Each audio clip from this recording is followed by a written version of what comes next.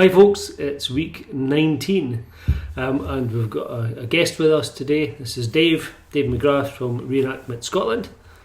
He can introduce himself a wee bit, tell him about what he does. Yeah, sure.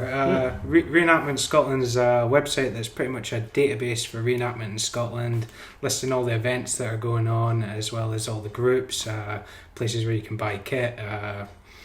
Mead as well, if you like mead. You just kind of list lots of things that reenactors are interested in, people that are interested in history. We have a Facebook page which is Reenactment Events Scotland. It lists all the events again. And then Reenactment Network Scotland that lists all the sort of like, it's a bit of banter, and then has things, training that the groups do, and HEMA groups and full contact sword fighting clubs and things like that you might not have known they're on, but they all get sort of posted in there. Yeah, and it's events for all periods of the past, all of medieval, history, Roman, World War II, everything like that. Yeah. Were you guys involved in that? I got so obsessed I forgot what it was called now. Night Fight, I think it was called, on the History Channel. Yeah, I think I've seen some of that. I don't watch that, like full contact it's combat, like MMA mixed with cage fighting. There's a club in Perth that does it, and a club in Edinburgh that does it. Yeah, it's pretty. Yeah. I noted when I was watching that they'd. I'm going somewhere with this. This is just another one of my random tangents. I would totally not do that. When they were talking about, because I think it was filmed last year, they spoke at length. A lot of the guys spoke at length about their backgrounds in the sport, but a lot of them mentioned Scotland. But was it the World Championships of this full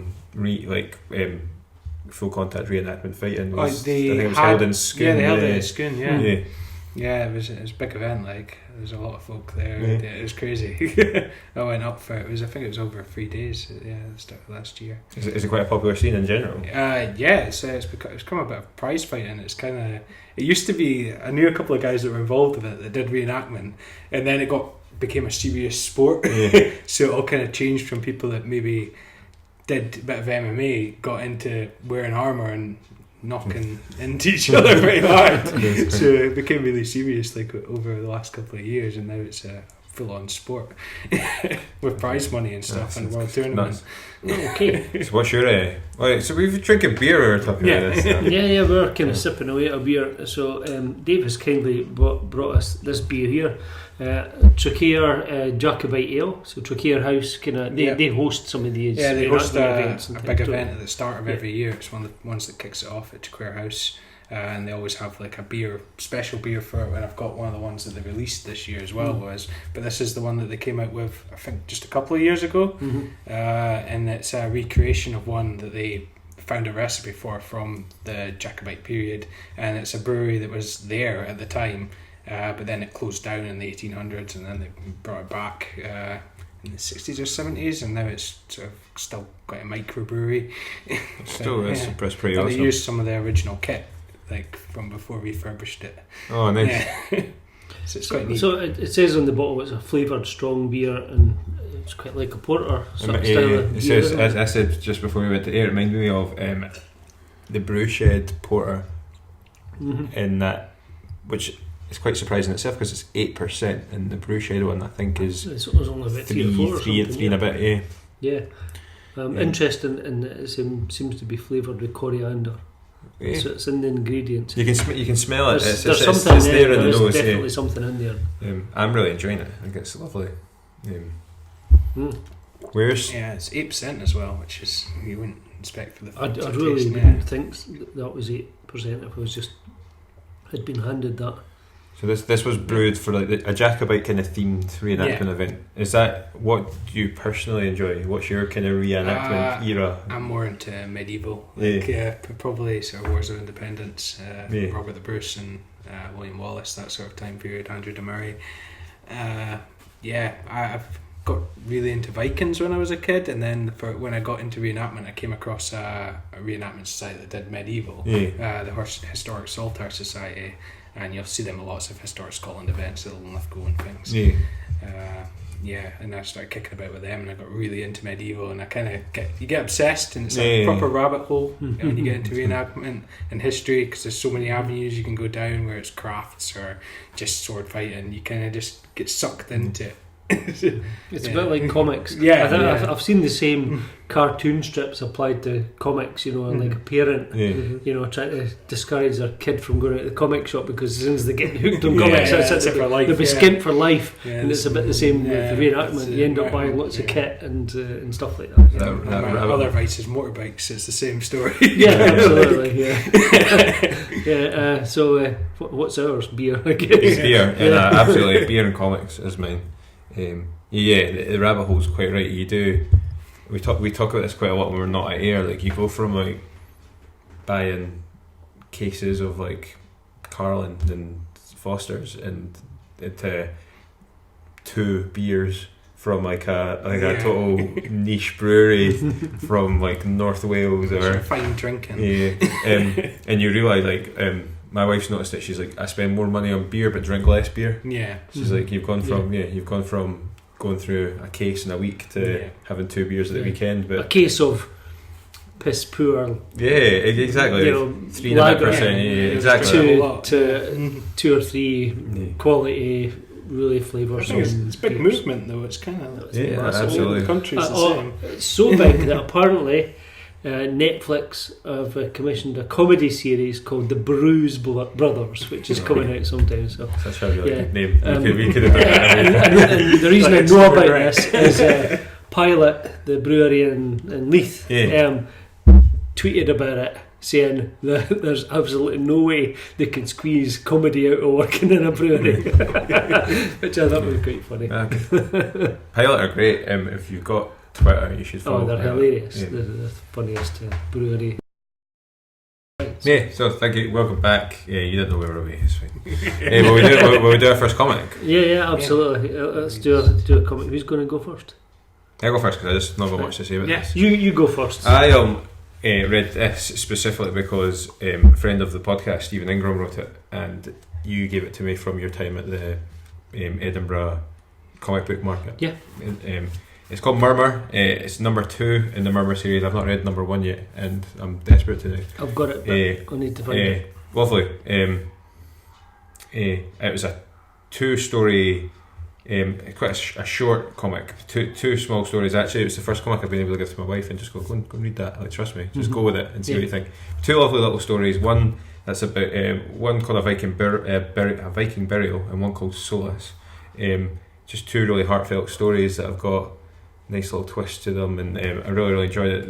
I particularly enjoyed Viking Burial, which sounds really sad, and it kind of is, but it's great. It's about 2 young children, maybe about my oldest son's age, 9, 10, 11 years old, who find a dead cat and are debating on what they should do with it. And it's just nice. And then there's the second story, Solace, is about a young guy who just wants to be alone for a moment in time during a party, but is a bit of a not very nice boy about it. He's quite rude to somebody that's taking a concern in him. That's pretty much it. The art's really nice. I like the panel layout's just lovely. There's some nice colours, but not overly so. Just beautiful. Like, I'll let you see on the. I don't really know how to describe the art other than it's very Stephen Ingram, and I really like it. Yeah, he's got a very distinctive style. Yeah, and I'm looking forward to, obviously when we met him in Edinburgh a couple of months ago, he was talking about his big piece of work that he's working on, which has got a similar art kind of style. I think it's called Holly.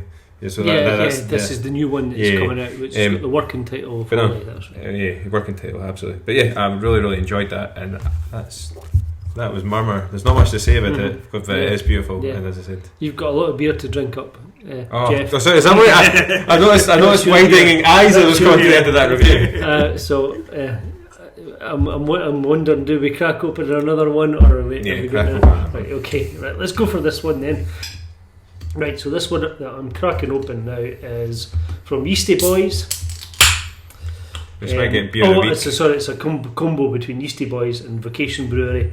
So this is called Breakfast Club, whether it's got anything to do with the movie, I don't know. But it's a waffle and blueberry breakfast stout, 6.9%. And I'm intrigued to know what this is going to be like. We have all our flavoured stouts that have got a higher alcohol percentage we view quite highly anyway. I think they tend to do quite well with us anyway. I tried that marshmallow one. Oh yes, Stay Puft. It's strange. It's so strange. Right. Well. I think the Yeastie Boys were one of my favourite bands growing. The Beastie Boys were one of my favourite bands growing up. Not the Yeastie Boys because that's the Brewery. And Breakfast Club's one of my favourite movies. So. Wow, it's definitely got a blueberry smell. What was this? A blueberry and waffle flavour. Blueberry and waffles, you like can the smell like like the picture. the. Yeah, there we go. So there's the. You smell the blueberry. You can smell like that sweetness of the. Is it? What is it? Is it like a syrup or something that they put in the waffle? You can smell that kind of sugary. Yeah, it's got that sort of Wow. burnt, sort of crispy sugar sort of taste. It kind of reminds me a bit of like Stay Puft. That's amazing. Where did that come from? I think this is a supermarket one. I don't know, Tesco's or something maybe. Yeah, you might I'm be not right. entirely sure where I got that, but I'm pretty sure it was a supermarket, maybe Morrison's. How strong is that? I think it's 6.9, so kind of on the slightly strong end. I should know. I think this is from Tesco's, or you can't get this one in Tesco's. I have seen it. Yeah. I was going to buy it last week, but I knew that you'd got one, and we were going to be reviewing it soon. Tesco's seem to all the major supermarkets, and certainly in our area of Scotland. I imagine this is just a widening throughout the UK, but all the supermarkets seem to be like going into craft beer quite full forward. Or as Tesco call it, Discovery beer. But certainly I got quite excited last week because I found Tiny Rebel there in our Tesco's up the town, and I know Yeastie Boys are quite niche as well, so to see them in bigger shops is quite exciting. Quite liking that. Really different. It's really easy to drink as well. It does say, as well as the normal ingredients, blueberry, blackberry, vanilla and cinnamon, and definitely cinnamon, and getting a wee bit I was going to say vanilla as well. A well. wee bit of that just in there. There's a lot of vanilla in the aftertaste. Yeah. I've got neighbours now that I haven't had in like a year. Oh, of course. Cool. Will we fire on to our next comic? Do you want to go next? Or? Yeah, you go for it, Dave. Yeah. Well, I brought this to go alongside my beer. Some of you might have read it. It came out a few years ago, 2004, 2005. So Marvel 1602. Yeah, which is written by amazing Neil Gaiman, who, if you don't know, wrote American Gods. Wrote with Terry Pratchett, wrote Good Omens that was recently on Amazon. The Graveyard Book. It's one of my favourites. Yeah. The movie Stardust, that's his as well. Yeah, it is. For sure. I think he's written some Batman before as well. I think you may well have Yeah, done that whole I sci-fi actually series. I didn't realise he'd written Marvel Spin-offs, until this was suggested as something we were going to be reviewing. Well, pretty much it's sort of like X-Men set in 1602.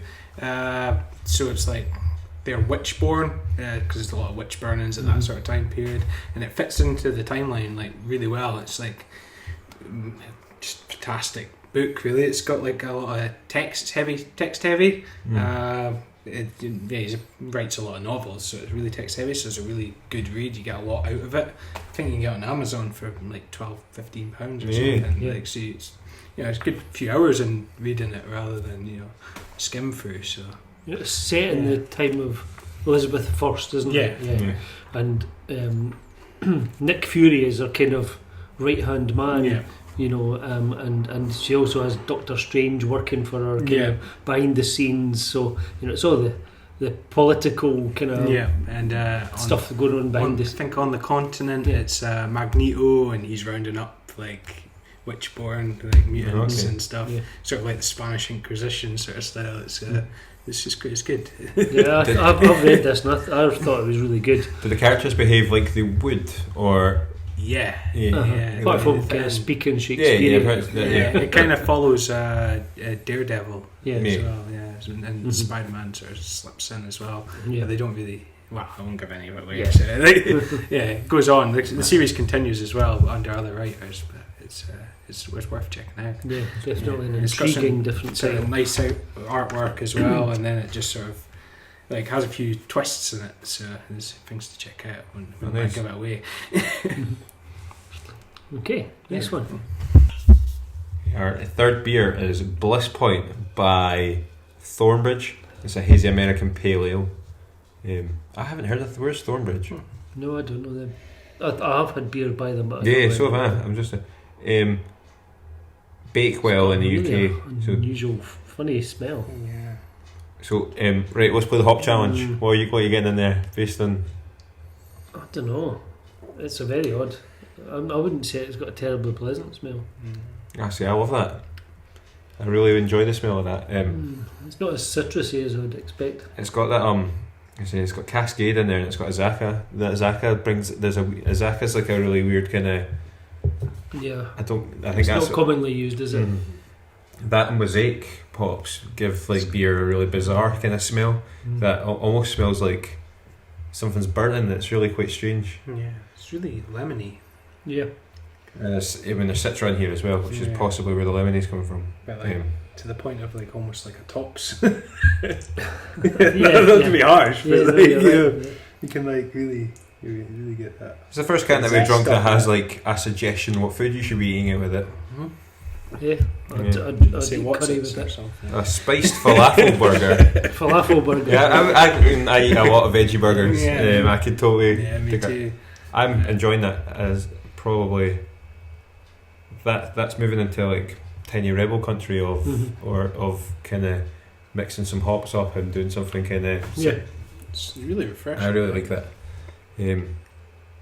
I like just taking an American pale ale and doing something with it to give it a bit of It tastes absolutely fine, but I just thought it smelled a bit funny. Yeah. I thought it smelled kind of off, but I really it tasty. smells like a mosaic beer. Or I don't know if that's the Azaka spice, the Azaka hops that's doing it, but or the Cascade hops. It's interesting that I'm like, I'm all over this smell, and you guys are like, ooh. well, remember that you like £1.29 Aldi beer. I know, let it go. You're never going to live Let this it go. one down. It's up there. I put it up there because it makes me laugh when I think about it. Is that the taste? We did a taste. Hey, you heard that one? Can I just point out that I still got the pricing on that episode right? I just preferred the cheaper you just beer. preferred it. Yeah, So it might have just been that Colin picked. There have been some we've drank some premium very beers. good cheap beers that I've gotten out of supermarkets as well. And really questionable premium beers as well. We've drank beers that I'm like, why is that £7? You know. And I have. I had one at the weekend that you'll have to try. It's mint choc chip ice cream. Yeah, it was like 11% or something. I don't know if I can do it. I don't know if I can do a mint choc chip ice cream. Maybe like a choc chip ice cream really porter. strange. It was like melted mint choc chip ice cream, but it's too strong. Like I drank it and then I was like, just go a to bit bed now. overpowering. Yeah. I think anything kind of 9% is you just want to sip it over the course of watching a movie or something. Yeah. It's not something that you're going to tank for a We had that 20-minute podcast. We had that Baltic Porter. I can't remember who brought. We had a porter once. I think it was called Baltic Porter or something along those lines, and that really did a number on I think the whole quality of that podcast. We were both like. It's interesting you're saying about doing it over a period of time. I was playing D&D a couple of weeks ago and had is it Jet the 9% that. Innerby do. And that was perfect. That was an hour and a half just slowly sipping as we were playing this game, and it was perfect. Perfect D&D beer. Okay. Is there a beer that's specific to like? Well, I'm assuming like when in that case, you're talking about D&D. I'm going to change my comic. Oh, okay. Just because you're talking about D&D. Is there specific beers for before we move on to D&D? Well, that is there specific beers for the reenactment scene? Is there stuff that's like? No. Is there? Do you notice that folk kind of lean towards a certain? People are more into ales. Yeah. It's big hairy people that show up. But it's mainly ales. But there is a niche market for mead, which was in the reenactment world for ages. Yeah. But now it's actually become quite mainstream as well. So that's like honey-based beer, isn't it? It's fermented honey or something. It's like a wine, isn't it? Wine. It's but it's the oldest alcohol they've ever found. The Egyptians had it. Famously, the Vikings had it. Everyone goes on about it. But it's just honey fermented with water, and it turns into alcohol. That's really good. Like. But I've got some. I'll let you try some. We'll get I Yeah, made it your before first as well. non-beer So was easy that to good? make as Oh, well. yeah, okay. You just pour honey into a little dash of yeast and water, and you just leave it for like a month. And That'll then be you it. transfer Next thing we know, we'll be Leave it dressing for a up in month. armour, Yeah. engaging in sword battles. You get mead everywhere now as well. There's a brewery outside Perth called Rookery, and the Rookery, Okay. and they make mead. I've seen it for sale at several events. I've been to a few reenactment kind of events. Like obviously we used to have Bruce Fest up the town, and where else was it? The Grass Market in Edinburgh have like a market every so often, and there was mead there recently. Me and my wife were like, when you're drinking it, you're like, do we tell the lady that we don't want to buy any, but it's really good. Yeah, it's quite a niche market. So it's priced. Yeah, it's priced as such. It's worth it. You Yeah. know, it's up there. Like you'd pay that for gin. You'd pay that for whiskey. Yeah, of course. No bother. I think it's only it's like 20 quid a bottle or something for decent size, but it'll last as well because it's something you nip. You know, it's not.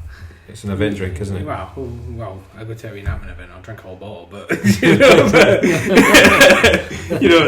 probably not what the main intention is. But We should do mead. Cool. Yeah, Right. really should. Sorry, I didn't So cut you off. mead and armour and D&D, it can only be Chris Baldie's Road of One. So I'll talk about this one because it has been re-released just recently. So Chris, I think I talked about his Space Captain series in the last podcast, I think, which was a collaboration between him and a different writer. But this is his, mostly his, apart from the colouring, done by some of his friends. And Road of One is about people playing Dungeons and Dragons. Well, that kind of thing, role-playing games. And we follow a new character, a new person that joins the group called Alice. As she joins the group, and it's quite interesting how they tell the story because you get the story of their characters in the role-playing game, and then it'll switch to them sitting around the table just like we are at the moment, playing their game. But it's the time it switches is always kind of like a particular moment where you want to see somebody's reaction, or and it's quite cleverly done. So Alice is new and she doesn't really know how the game works, so she's kind of getting tips and things. So as well as telling a really nice story about friendship, it also kind of gives you an introduction to how D&D works and how our role-playing games works. So it's quite a lengthy tome. This is a super special first edition. Of course. It says so in the side, so it must be. But it has been re-released through BHP Comics, the Glasgow-based publisher. So that is going to be, available in a lot more places now. That's good. So but I've got a first edition, so there. Oh, okay. D&D is really taking It's off really good. again. You'll enjoy that. The Stranger Things effect, isn't it? Thing is, I've never played it, and I always wanted to. Like, I wasn't that cool in school, but we play here every second Wednesday. If you want to join us.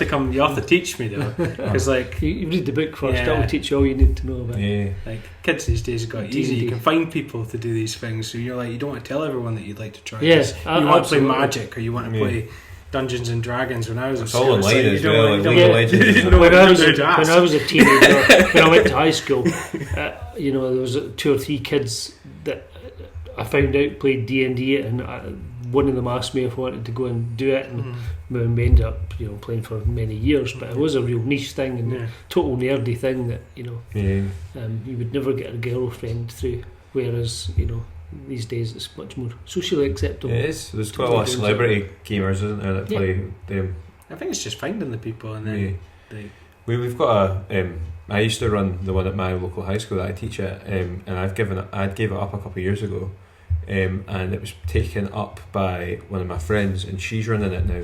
And originally it was like lunchtime on a Wednesday, but she runs like 2 lunchtimes in 3 evenings because there's just so many folk going that the flow's there, and they just want to be there all the time, and it's really good. They're doing something at Freshers Week at the local college as well, to do with D&D and RPG games. That's a really good game, and I think planning to maybe start up a club. That's really good.